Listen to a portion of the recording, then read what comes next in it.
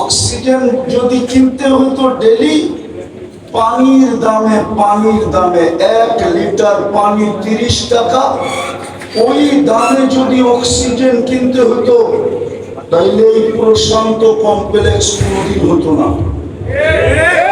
আমি মিলাই দিতেছি, রাখেন, চিল্লায়েন না, মনোযোগ দিয়ে শুনেন। প্রতি মাসে পার হেড 4,95,000 টাকা বিল দিতে হতো, ডেলি 16,500 টাকা বিল দিতে হতো। মাহফিলের সম্মানিত সভাপতি, উপস্থিত উলামায়ে কেরাম, এলাকার থেকে আগত মুসলমান ভাইয়েরা, জানি না এখানে শোনার সুযোগ আছে কি নাই। যদি শোনার সুযোগ থাকে তো পর্দার অন্তরালে মা ও বোনেরা, কোরআন হাদিস থেকে যতটুকুই তেলাওয়াত করলাম আশা রাখি একই সামনে রেখে কিছু কথা রাখবো, কিন্তু সকলের কাছে হাত জোর অনুরোধ। হাত জোর বোঝেন তো? হাত জোর অনুরোধ, যতক্ষণ শুনবো, যতটুকু শুনবো, পরিপূর্ণ মনোযোগ দিয়ে শুনবো। দ্বিতীয় অনুরোধ হলো পরিবেশটাকে বিলকুল নীরব নিঝুম রাখবো, কেননা এই দুটার উপরই নির্ভর করে, এই দুটা হুকুম মানার উপরে নির্ভর করে যে আজকে এই মাহফিলে আল্লাহর পক্ষ থেকে কতটুকু রহমত বর্ষিত হবে। কেননা কোরআন বলে, ইদা কুরিয়াল কুরআন ফাসতামিউ লাহু ওয়া আনসিতু লাআল্লাকুম তুরহামুন।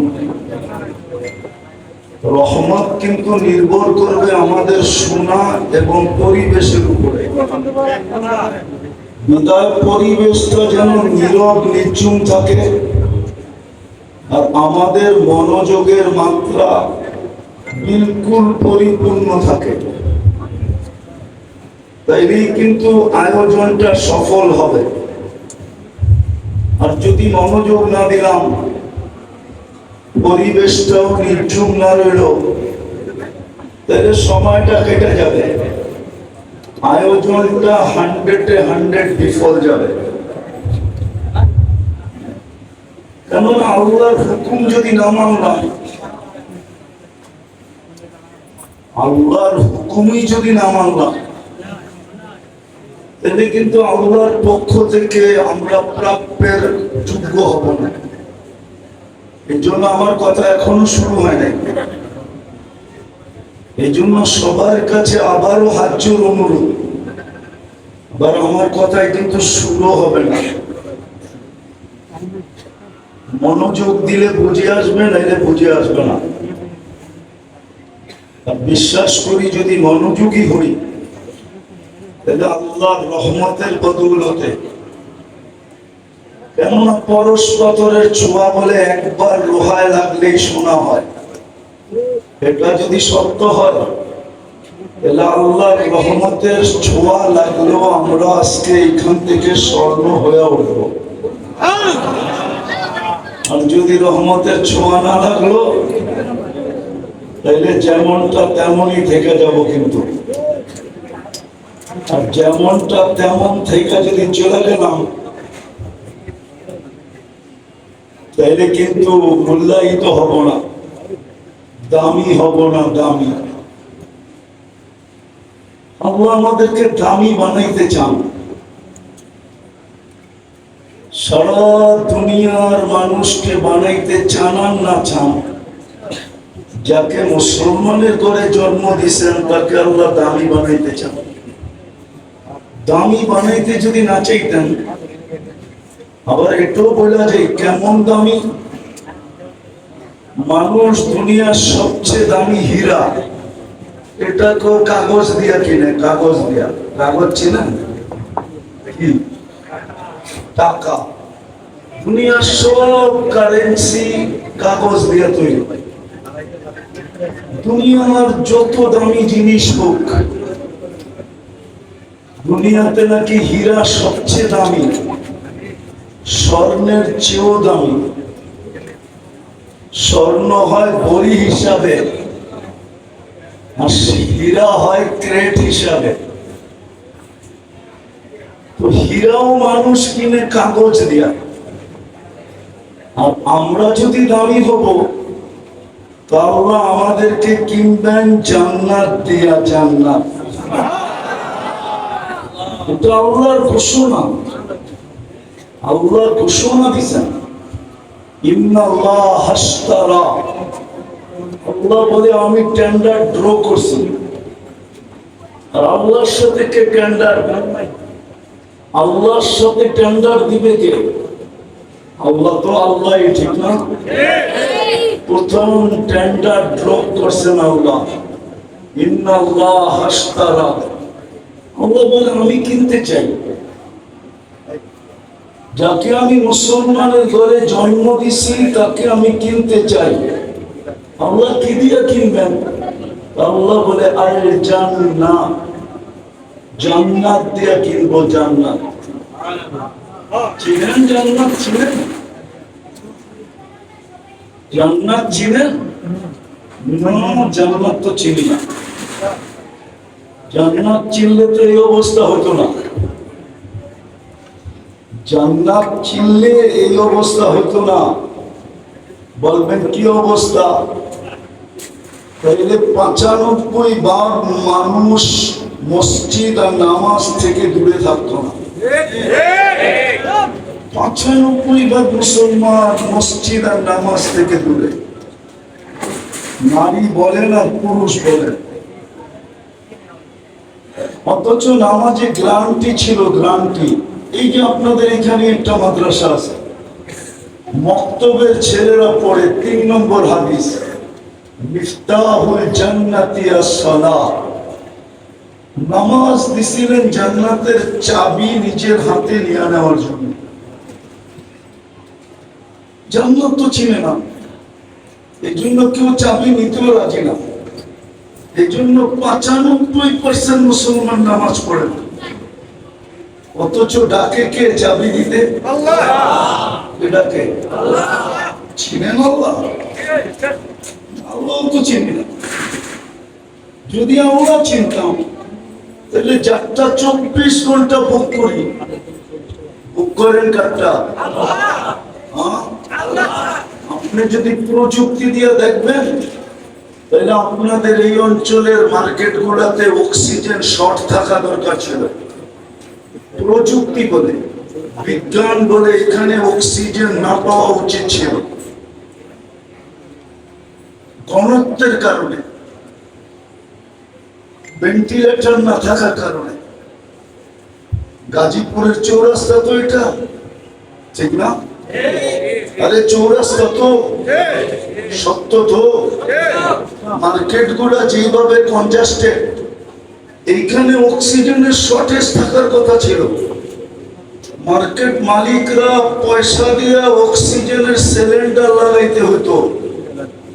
যেমন অনেক মার্কেটে আছে, কি বলে এটাকে, সেন্ট্রাল এসি।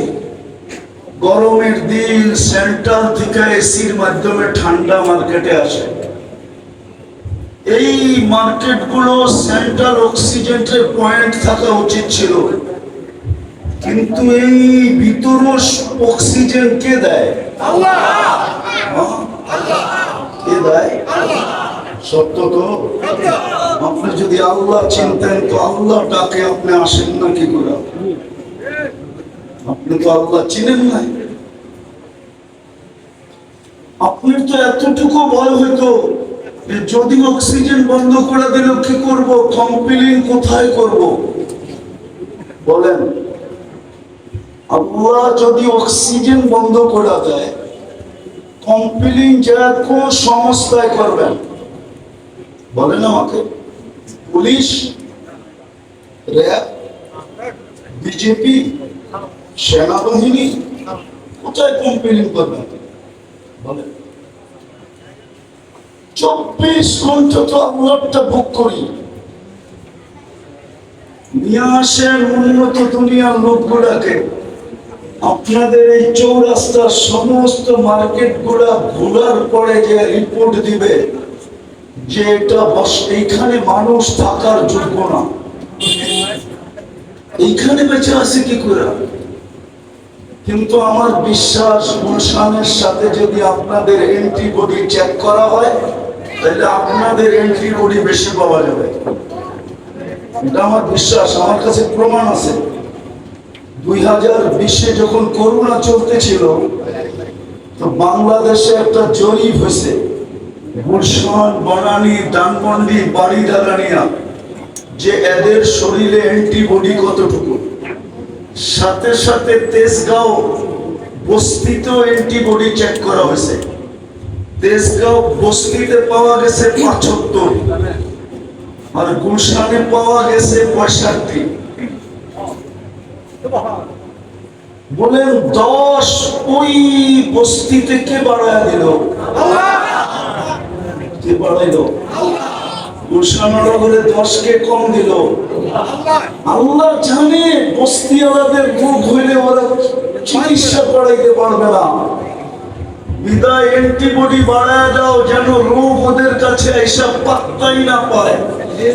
গুলশানওয়ালারা ইচ্ছা করলে আমেরিকা যেও চিকিৎসা করাইতে পারবে, বিদায় অ্যান্টিবডি কমায় দাও, রোগ আসলেই অসুবিধা কি? পাত্তি তো আছে, পাত্তি চিনেন? মনে হয় চিনেন না, ঢাকায় শব্দকেও করতে চিনেন। তো 24 ঘন্টা আমি যে আল্লাহর মুহতাজ, আল্লাহটা বক্ষণ করি, আল্লাহ চালায় বিদায় চলি। ওই আল্লাহই তো জান্নাতের চাবি দেওয়ার জন্য আপনাকে ডাকে। আপনি যদি জান্নাত চিনতেন তাহলে তো সবাই আগে যে বসে থাকতেন যেন চাবিটা আমার হাতে আগে আসে। 95 জন তো মসজিদে আসে না, নামাজ পড়ে না, অথচ সারাদিন দুঃখ করে কাটটা কান্নুন খায়, সারাদিন গুণ খার গায়, আল্লাহর গুণ দেয়। এই জন্যই তো আল্লাহ এক জায়গায় বলছিলেন আরজুকু ওয়াশকুরু গায়রি, 24 ঘন্টা তোর প্রয়োজন আমি মেটাই। রাগ হয়ে যাবেন? স্টেজ সামনে ডাইনে বামে একজনও হবে কিনা জানি না ডেলি 100 বার আলহামদুলিল্লাহ বলে। এই কথা ভাইবা যে সারাদিন নুন খাই আল্লাহ, কমসে কম 100 বার আলহামদুলিল্লাহ বলি। উচিত তো ছিল 1000 বার বলা, 2-4-10,000 বার বলা উচিত ছিল, শ্বাসে শ্বাসে বলা উচিত ছিল। গাজীপুরের মানুষ রাগ হয়ে যান না। অক্সিজেন যদি কিনতে হতো ডেলি, পানির দামে 1 লিটার পানি 30 টাকা, ওই দামে যদি অক্সিজেন কিনতে হতো তাইলে এই প্রশান্ত কমপ্লেক্স কোনদিন হতো না। আমি মিলাই দিতেছি, রাখেন, চিল্লান না, মনোযোগ দিয়ে শুনেন। প্রতি মাসে পার হেড 4,95,000 টাকা বিল দিতে হতো, ডেলি 16,500 টাকা বিল দিতে হতো। আল্লাহ যদি সিস্টেম করতেন প্রিপেড সিস্টেম, যে কার্ডে টাকা ভরা থাকবে তো অক্সিজেন চলবে, টাকা শেষ অক্সিজেন চলবে না, তুমি পড়া থাকবে, যেমন বিদ্যুৎ অফ হয়ে যায়, তাইলে এই গাজীপুরের চৌরাস্তায় ডেলি হাজার হাজার মানুষ পাওয়া যেত যারা পড়ে আছে। জিজ্ঞাসা করলে তুমি পড়ে আসো কেন, তো কার্ড বাহির করে দেখাইতো অক্সিজেনের কার্ডে টাকা নাই, অক্সিজেন পাইতেছি না। অক্সিজেন চাবি দিতে তো ডাকে ডেলি 5 বার তো ডাকে। জান্নাত তো চিনি না, যদি চিনতাম হায় হায় হায় তাহলে তো সকালের আগে যে কাতারে বসে থাকতাম, সিরিয়াল, হায় এক দোয়াই কাপড় শেষ, ঠিক না?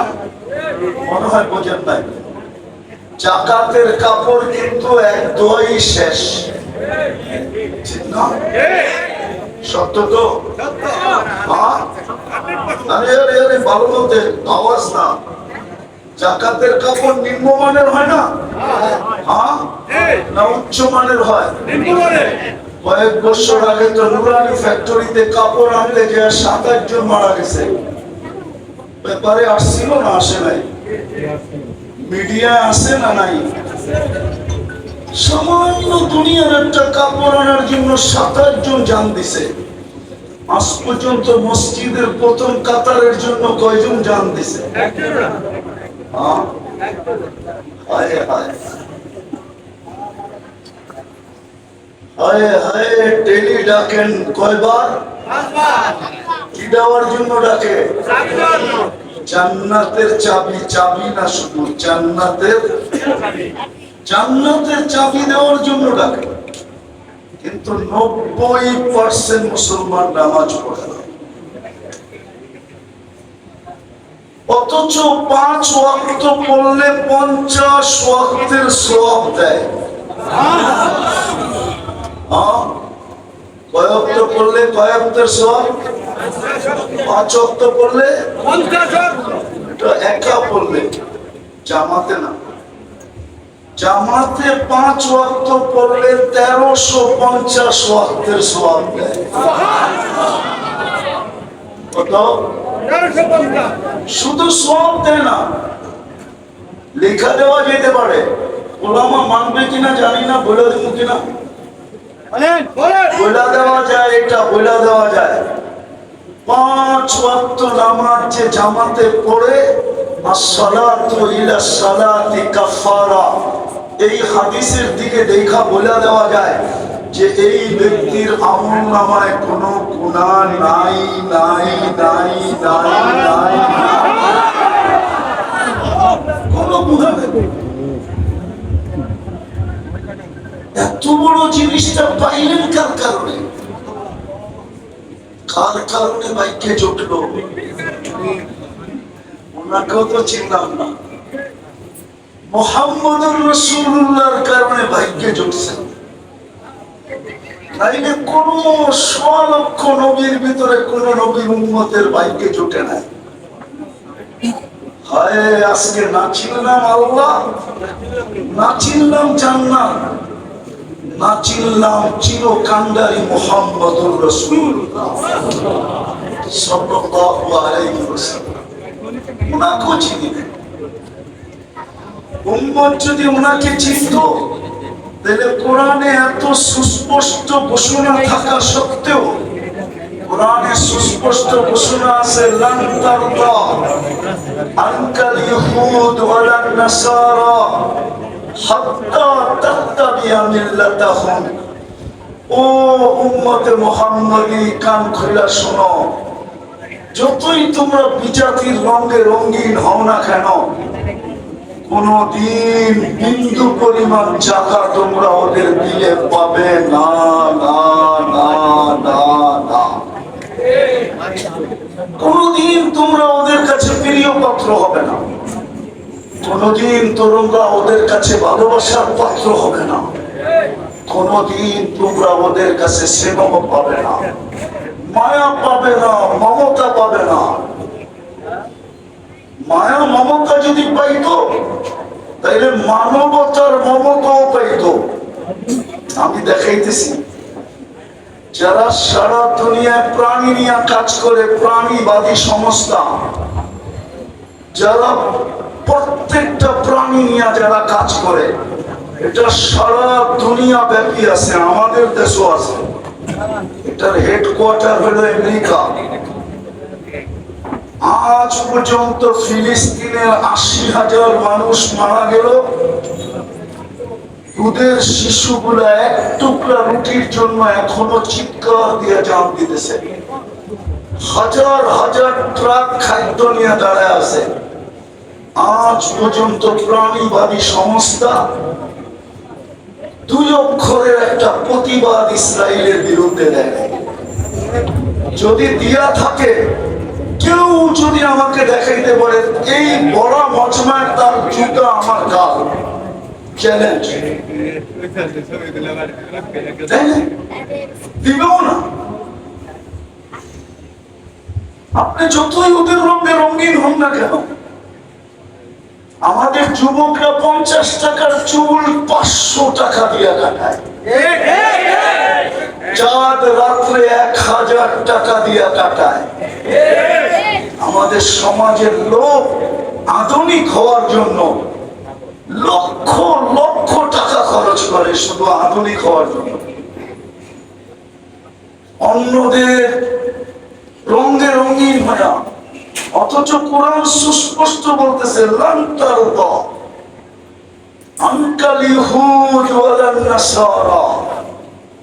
কোনদিন তোমাদের উপরে রাজি হবে না। যদিও আমাদের নবীজিকে বলছে, নবীজি বলা মানে আমাদেরকে বলা, কোনদিন তোমাদেরকে আপন ভাববে না, কোনদিন তোমাদেরকে পাতে নিবে না, পাতে কোনদিন তোমাদেরকে 2 পয়সা দিয়ে মূল্যায়ন করবে না। অথচ আমরা 24 ঘন্টা। আর বন্ধুর ব্যাপারে কি বলছে? ইন কুনতুম তুহিব্বুনাল্লাহ ফাত্তাবিউনি ইউহিব্বুকুমুল্লাহ। বন্ধুর রঙে রঙিন হইতে দেরি শব্দটা যদিও আল্লাহর জন্য শোভনীয় না, আল্লাহ বলে আমি তোকে বুকে উঠায় নিতে দেরি করব না। বন্ধুর রঙিন হইতে দেরি, আমি তোকে বন্ধু বানাইতে দেরি করব না।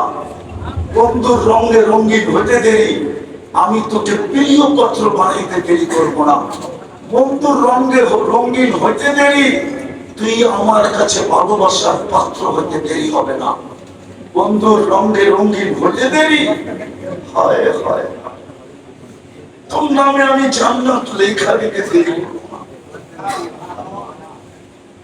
বন্ধুর রঙে রঙিন হইতে দেরি, কবির কথা মতে, কবির কথা মতে ये दुनिया क्या चीज है, দুনিয়ার দাম কত? লৌহ কদম তেরে হ্যাঁ, আল্লাহ বলে সমগ্র জগৎ আমি তোর নামে লেখা দিয়া দেব। তুই আমার বন্ধুর রঙে রঙিন তো হো। ওই রসুলের রঙে কেউ রঙিন হতে রাজি না, জুতার বাড়ি খাইতে রাজি। রাগ হয় না আমার শব্দতে। আজকে কুকুরের দাম আছে, মুসলমানের দাম নাই। আমি কুকুরের 7 স্টার হোটেল চিনি প্যারিসে। আমি প্যারিস 2 বার গেছি, 2 বার। আমি চিনি যে হোটেলে কুকুর 7 স্টার হোটেলে থাকে। আমি কুকুরের 7 স্টার হোটেল চিনি, আমি কুকুরের 5 স্টার হোটেল চিনি। সারা দুনিয়া চুপ করে দেখতেছে গাজার অবস্থা। দুধের শিশু মারা যাইতেছে 1 টুকরা রুটির জন্য। সারা দুনিয়া টাকায় টাকায় দেখতেছে। মুসলমান এই জন্য কোনো মূল্য নাই। আর রাগ হয় না, আমার সুশীল সমাজ, আর আমার সুশীল সমাজ, আমার বুদ্ধিজীবী সমাজ, আমার 3 মাসের পর মাস যার ঘরে চূড়া জ্বলে নাই, দুজাহানের বাদশা, দুজাহানের বাদশা। আবু হুরায়রা রাদিয়াল্লাহু তাআলা আনহুর চোখের পানি বাহির হয়ে গেছে। বলছে তুসাল্লি জালিসান, বসে নামাজ পড়েন কেন? তো বলছে জু জু জু, খিদা খিদা খিদা। আবু হুরায়রা দাঁড়াইতে পারতেছি না, চোখ দিয়ে পানি চলে আসছে। আর বলছে আপনি খিদার কারণে দাঁড়াইতে পারতেছেন না, অথচ আপনি সৃষ্টির সর্দার, সৃষ্টির রাজা, কিয়ামতের মাঠের রাজা, কিয়ামতের বাদশা, আল্লাহর হাবিব। তো বলছে আবু হুরায়রা কাঁদিস না, ইন্না শিদ্দাতাল হিসাব লা ইউসিবুল জারি ইয়াউমাল কিয়ামা। কিয়ামতের কঠোরতা আমাদের পর্যন্ত আসবে না।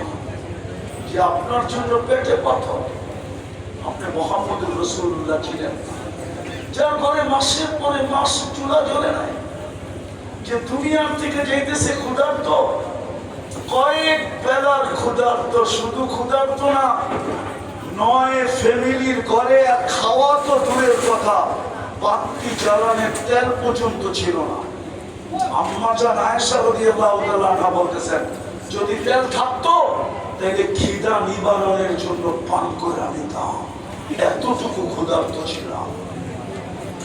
আল্লাহ রসুলের লাশ পাহারা দেওয়ার জন্য, জাসাদে আথার পাহারা দেওয়ার জন্য প্রতিবেশীর ঘরের থেকে তেল ধার করে আনছে, প্রতিবেশীর ঘরের থেকে। ওই রসুল কেন এই কষ্ট সহ্য করলেন? 23 বছর কেন চোখের পানি জড়াইলেন? ও গাজীপুরের হুজুররা, গাজীপুরের মানুষ, আপনি আত্তাহিয়াতুর ভিতরে পড়েন কোথেকে ওয়া আলা ইবাদিল্লাহিস সালিহিন? এটা কি আল্লাহ বলছিল? বলেন।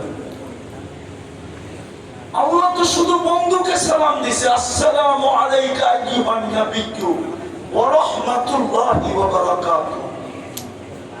মুহাম্মদুর রাসূলুল্লাহ আরশে যাওয়ার পরে আল্লাহ সালাম দিয়েছেন, আসসালামু আলাইকা আইয়ুহান নাবিয়্যু। ও বন্ধু, আপনাকে সালাম। কিন্তু বন্ধু তো সালাম পেয়ে খুশি হন নাই। আমার ধারণা বন্ধু তো চিৎকার দিয়ে বসে, শুধু সালাম আমাকে উম্মত। আরো সে যে উম্মত বলে নাই, উম্মত। আল্লাহ বসে উম্মতের জন্য কি চান? তো তারপরে আল্লাহ রাসূল বসে ওয়া আলা ইবাদিল্লাহিস সালিহিন। এটা কে বলছে? আল্লাহ রাসূল যদি আমাদের জন্য ওইখানে বসে দোয়া না করতেন, আপনি কোত্থেকে পাইতেন? যে 23 বছর চোখের পানি শুকাইতে দেয় না, 23 বছর চোখের পানি শুকায় না। ওলামা মানবে না। রিওয়ায়াত খুঁজলে হয়তো পাওয়া যাবে কোন কিতাবে। জিবরিল জিজ্ঞাসা করছে, মা যালা আরাকা তাবকি।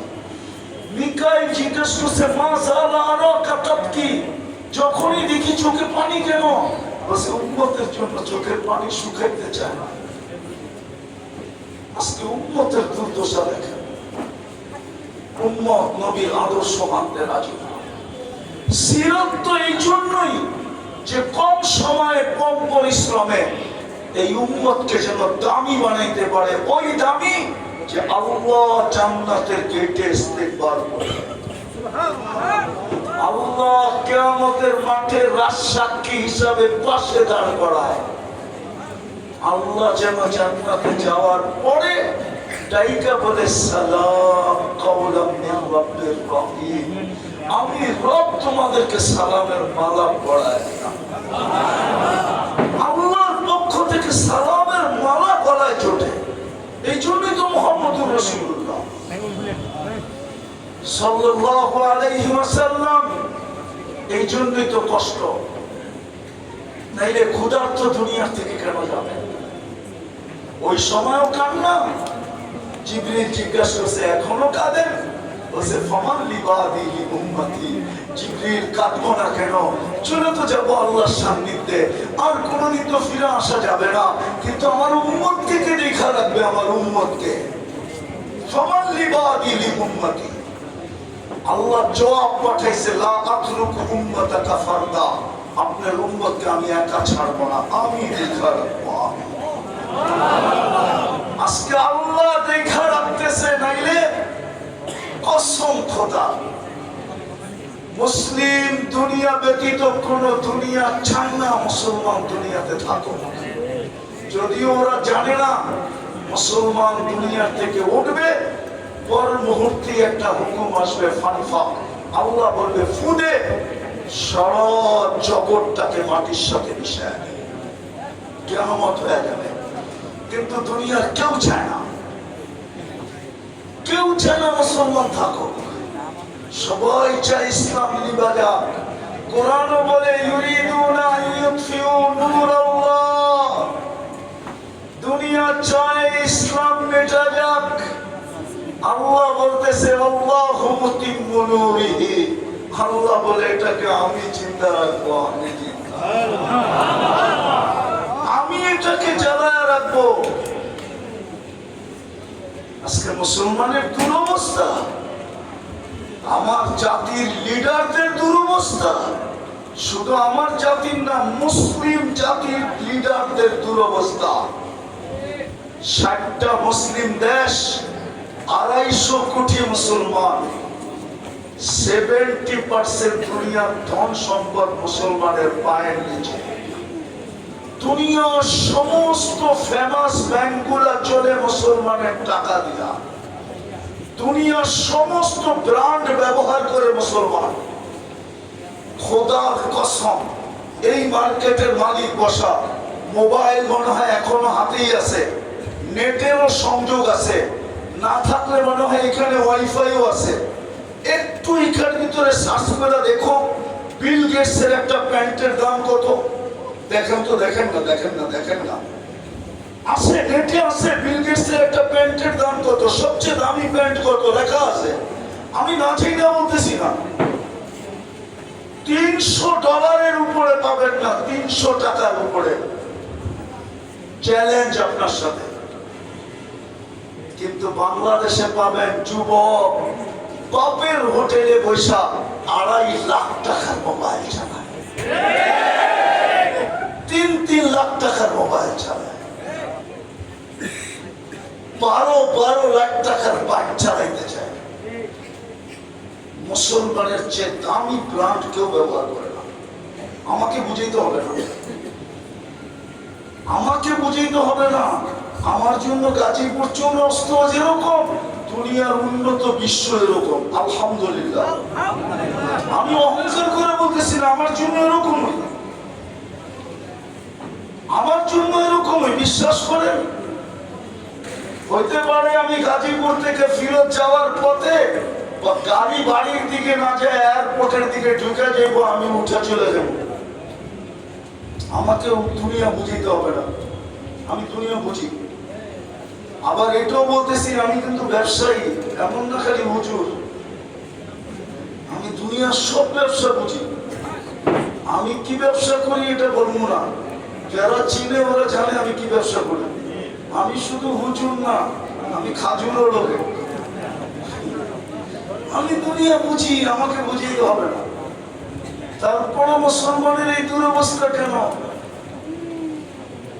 আমেরিকা, কানাডা, অস্ট্রেলিয়া, বিল গেটসের কোন সন্তানের কোন গাড়ি নাই, এন্টার গাড়ি 24 ক্যারেট সোনায় মোড়ানো। দুবাই যুবরাজের একাধিক গাড়ি আছে, এন্টার 24 ক্যারেট সোনায় মোড়ানো। পুরোনাই প্রেসিডেন্টের গাড়ির এন্টার পাশ সোনা। আজকে মুসলমানের এই দুরবস্থা কেন? মুসলমান ঘৃণার পাত্র কেন? অবহেলার পাত্র কেন? দীক্ষিতর পাত্র কেন? সবকিছু আমাদের কন্ট্রোলে থাকা সত্ত্বেও আমি তো বলি, মুসলিম 60 দেশের কর্ণদারদের যদি বুদ্ধি আল্লাহ খুলে দেয়, ওরা যদি এক হয়, সারা দুনিয়াকে তালা লাগাইতে 1 ঘন্টা লাগে।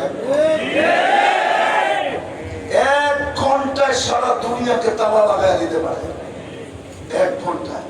আজকে বলুক 60 দেশ যে 1 ঘন্টার ভিতরে যদি সমাধান না হলো, তোমাদের সাথে লেনদেন, উঠা বসা, খাওয়া লওয়া, চলা ফিরা, এন্টার যোগাযোগ বন্ধ। আমরা 60 দেশ আপোষে বাদ কইরা খামু যতদিন বেঁচে থাকবে। দেখেন দুনিয়া সিধা হইতে কতক্ষণ লাগে, কিন্তু পারে না কেন? এটাও আল্লাহ বইলা দিছে, আমার বন্ধুর রঙে যদি রঙিন না হইলাম, তাহলে বিজাতিদের ভয়ে তোমাদের দিলের ভিতরে ঢুকায় দিব, খাইব তোমাদের, পড়ব তোমাদের। আপনি এটা বলেন, মুসলমান আছে কিন্তু দুনিয়া আছে, ঠিক না? যদি মুসলমান না থাকলো কি, দুনিয়ার যদি বিল্ডিং গুলো সোনা দিয়ে হইল, রাস্তাগুলা যদি রূপা দিয়ে তৈরি হইল, থাকবে দুনিয়া? হ্যাঁ, আপনার কারণে তো দুনিয়া ঠিক আছে। আমি তো বলি, বাংলাদেশটা বিপর্যয়ের থেকে বেঁচে আছে কেন জানেন? জানেন? শুধু মসজিদ, মাদ্রাসা, আলেম ওলামার কারণে।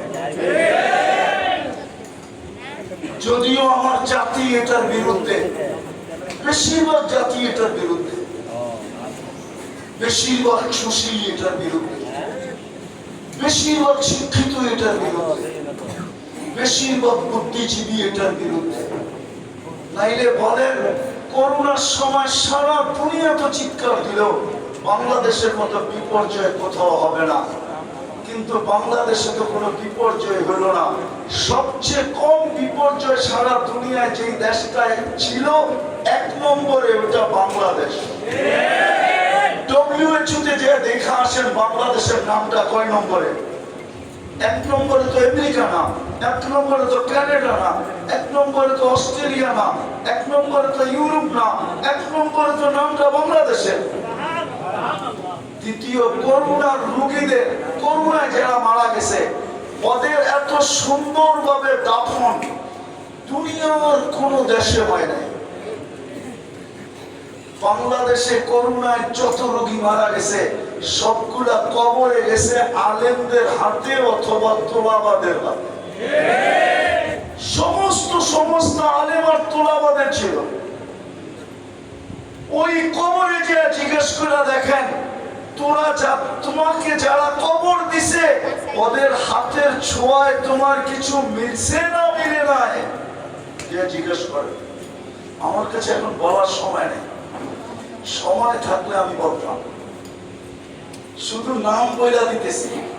ওরা আমাদের কাছে জিজ্ঞেস করেন আব্দুর রহমান হাফফার, সিরিয়ার একজন 1000 বছর আগের একজন আলেম আছে আব্দুর রহমান হাফফার, নেটে নাম পাবেন।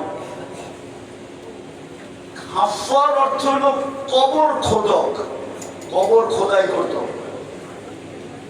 দামেস্কের কবর খোদাই করত, ফ্যামিলিগত কবর খোদক।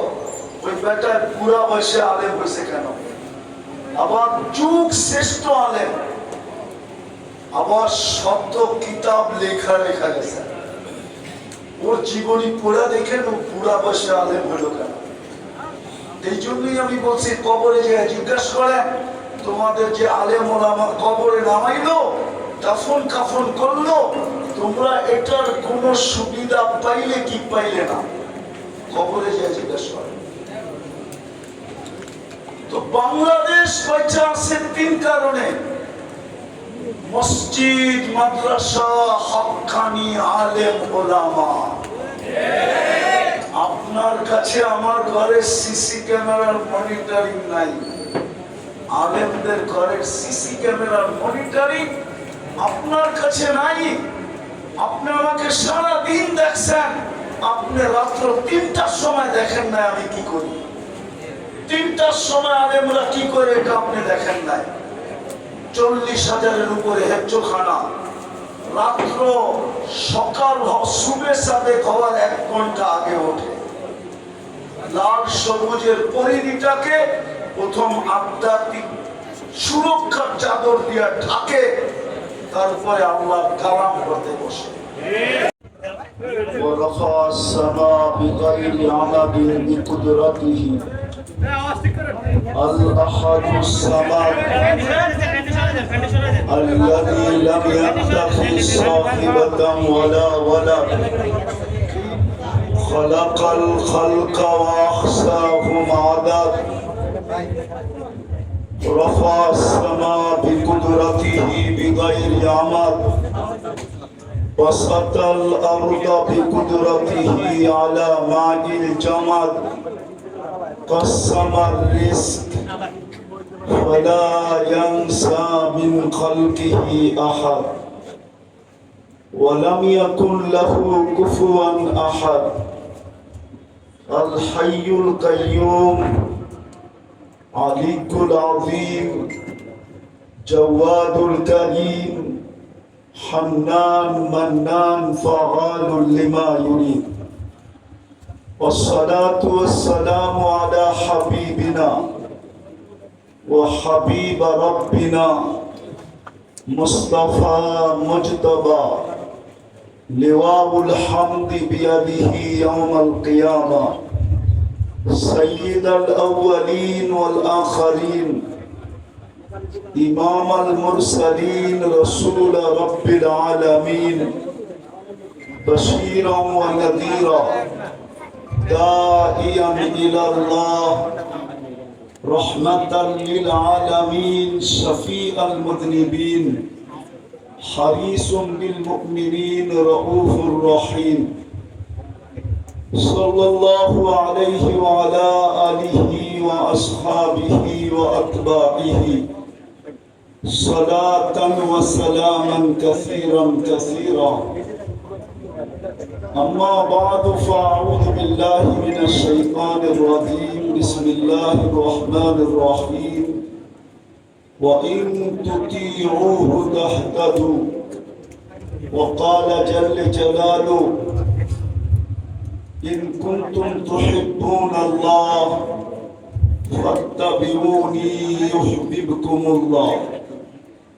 وقال جل جلاله من أطاع الرسول فقد أطاع الله. وقال رسول الله صلى الله عليه وسلم كل أمتي يدخلون الجنة إلا من أبى. قيل ومن يأبى يا رسول الله؟ قال من أطاعني دخل الجنة ومن عصاني فقد أبى أو كما قال عليه الصلاة والسلام. প্রশান্ত কমপ্লেক্স